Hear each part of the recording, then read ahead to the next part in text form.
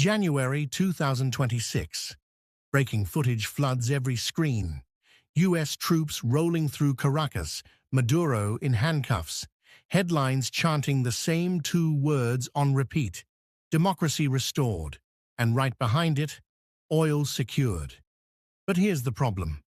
While everyone is staring north, at refineries, pipelines, and tankers leaving Maracaibo, something very different is happening in the south. No press briefings, no embedded journalists, just satellite blackouts and boots on the ground inside one of the most restricted regions in South America, Canaima National Park. Why would a democracy mission rush special forces into a protected jungle hundreds of miles away from the nearest oil well? Why are cargo planes landing on temporary strips in the middle of nowhere? Unless oil was never the point. Canaima isn't just a park.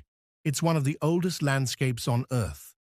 Officially, we're told it's home to tepuis, flat-topped mountains formed by erosion over billions of years. But look at them.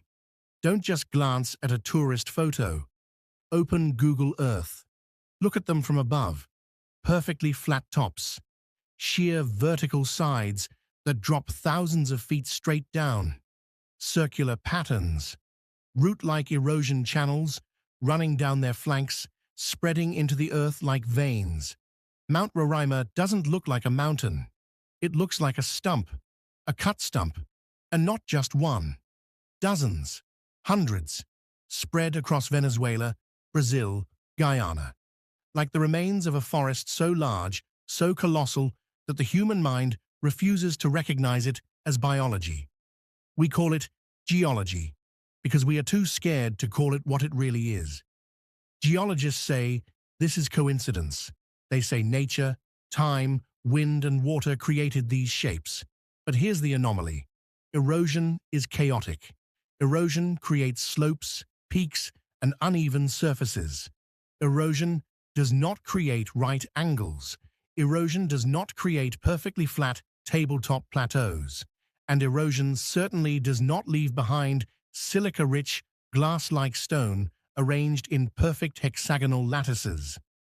Let's look closer at the rock itself. If you zoom in on the cliff faces of Roraima, or its famous cousin, the Devil's Tower in Wyoming, you see something impossible. Hexagons. Massive, vertical columns packed together in a honeycomb pattern. Geology calls this columnar basalt. They say it's from cooling lava. But biology tells a different story. Slice a plant stem under a microscope. Look at the xylem and phloem, the tubes that carry water and nutrients. What shape are they? Hexagonal. Nature chooses the hexagon for transport efficiency. It is the signature of life, not lava. These rocks in Venezuela aren't just rocks. They are fossilized fibers. They are the preserved vascular system of a life form that touched the stratosphere. Now, we must ask the impossible question.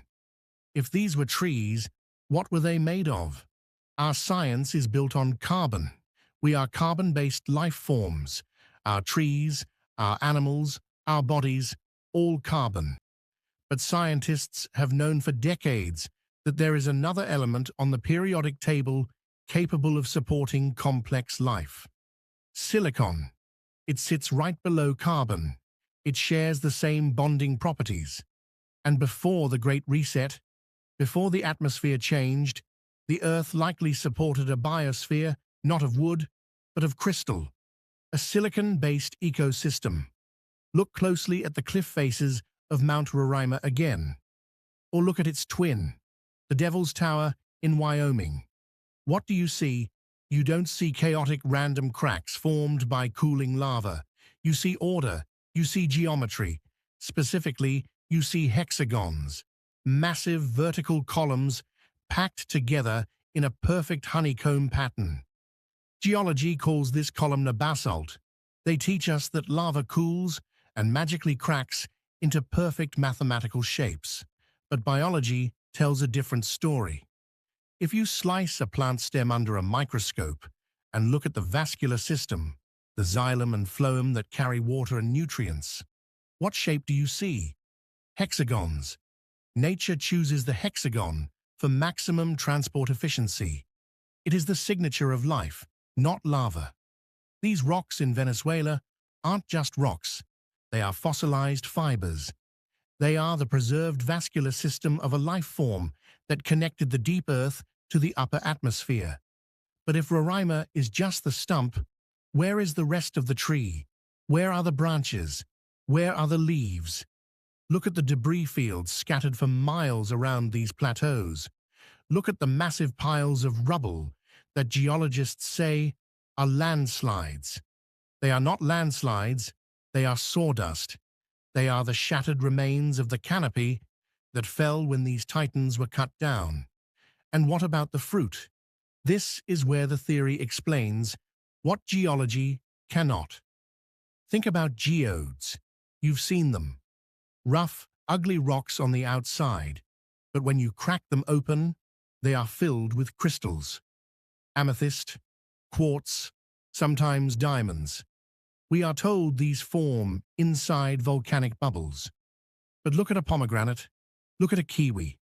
Inside a thick skin, you find seeds encased in crystalline structures. What if the world's most precious gemstones, the diamonds of Africa, the emeralds of Colombia, the rubies of Asia, are not geological accidents?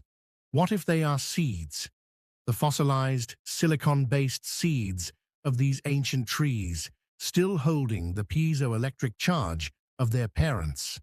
It explains why they are often found in pipes deep underground. It explains why they carry specific frequencies. We aren't mining rocks. We are harvesting the reproductive organs of a dead biosphere. And this brings us back to Venezuela, because Roraima isn't just a stump. It is a source. The water that flows from the top of Mount Roraima is unlike any water on Earth. It runs through riverbeds made of pure quartz crystal. It is charged. It is structured. For centuries, indigenous tribes have said the water grants longevity. They say the mountain is alive. And if you understand that these mountains are actually silicon conductors, then you realize something terrifying. They might still be active. This leads us to the legend that has haunted South America for 500 years. El Dorado, the Golden City. We're taught that the conquistadors were looking for gold bars, but read the original diaries. Read the accounts of the first explorers. They didn't describe a bank vault. They described a substance, a glowing, golden, viscous fluid that the natives used to heal wounds and extend life. They called it the tears of the sun. In a carbon-based tree, if you cut the bark, what bleeds out? Sap, resin, amber. In a silicon-based giant, what would the sap be? It would be a conductive, golden biofluid, a liquid crystal capable of storing massive amounts of energy and information. DNA, but not biological as we know it. El Dorado wasn't a city of gold. It was a reservoir of this ancient resin, a place where the blood of the silicon trees had pooled and fossilized. And now, fast forward to January 2026. Why has the United States military effectively annexed the Canaima region? Why are the headlines screaming about restoring democracy while cargo helicopters are flying night ops into the jungle? Because we have reached the limit of our own technology. Our AI systems, our quantum computers, our energy grids, they all depend on silicon. But the silicon we mine is dead. It is processed. It is weak. Imagine if you could find the source code. Imagine if you could access the raw, biological silicon of the old world, a material that doesn't just conduct electricity, but remembers it. The scientific teams on the ground in Venezuela aren't looking for petroleum. Petroleum is fossil fuel, the remains of dead carbon life. It's dirty, primitive energy. They are looking for the remains of the silicon life, They are drilling into the base of Roraima, not to find oil, but to tap into the root system. They are looking for the sap. They are looking for the ancient amber that holds the genetic memory of a planet we have forgotten. This is why the area is locked down. This is why the satellites are blacked out. That isn't a liberation force in Caracas. That is an excavation crew. And the indigenous people know it. The Pemon tribes have warned for generations that Roraima is a house of the gods and must not be pierced. They say that if the stump is disturbed, the sky will fall. Look at the weather patterns since the invasion began. Look at the magnetic anomalies being reported over the southern hemisphere. Funny how climate instability spikes every time humans dig too deep into things they don't understand.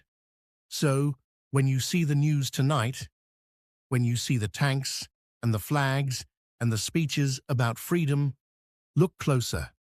Look past the soldiers. Look at the background. Look at those flat-topped mountains looming in the mist. They are the silent witnesses of the last reset, and they are watching us trigger the next one. If the giant trees theory is wrong, then the US is wasting billions of dollars on a pile of rocks. But if it's right, then they just handed the keys of the universe to an artificial intelligence that needs a new body. And they found that body in the heart of Venezuela. Maybe the trees were cut down for a reason, and maybe, just maybe, we should have left the stumps alone. We are just scratching the surface. The official narrative is crumbling, and we will be there to document the collapse. If you want to see what else has been erased from history, join the project. Subscribe to The Truth. The excavation continues.